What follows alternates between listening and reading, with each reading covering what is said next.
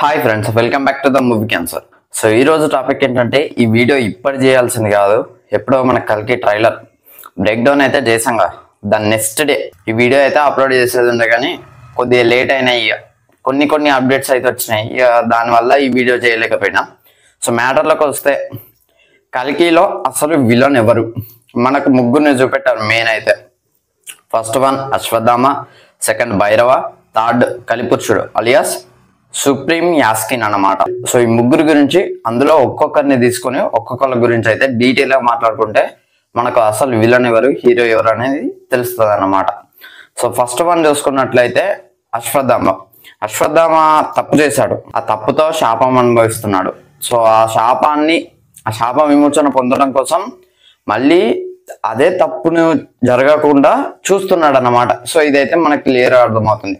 ఆ తప్పేంటంటే, చెప్పాను కదా, అభిమన్యుడు వాళ్ళ భార్య కడుపులో ఉన్న శిశువుని అయితే బ్రహ్మాస్త్రం ఉపయోగించి చంపేస్తాడు. అది అనుకోకుండా జరుగుతుంది. సో తనైతే కృష్ణుడు అయితే దానికి శాపం పెడతాడు. సో ఇదంతా అయిపోయిన తర్వాత ఆ శాప విమోచన నుంచి బయటికి రావడం కోసం దీపికా పడుకునే, సో తనైతే ఏం చేస్తుందనంటే, మన సుప్రీం యాస్కిన్ ఎవరైతే ఉన్నారో దీపికా పడుకున్న లాంటి వాళ్ళని చాలా మంది కడుపులో అయితే స్పర్మ్ అయితే ఇంజెక్ట్ చేస్తాడు అనమాట. సో తనైతే ప్రెగ్నెంట్ అవుతుంది దీపికా పడుకునే.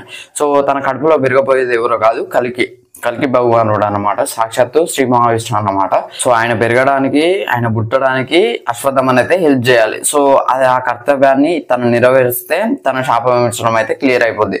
సో తినైతే పాజిటివ్ సైడే ఉన్నాడు, అశ్వత్థామని అయితే పాజిటివ్ సైడే ఉన్నాడు, అంటే మంచి వ్యక్తే, పాజిటివ్ రోలే అనమాట. నెక్స్ట్ సుప్రీం యాస్కిన్ ఏంటంటే ఏదో ప్రయోగం చేస్తాడు అన్నమాట. మొత్తానికి నాకు కూడా క్లియర్ గా తెలీదు.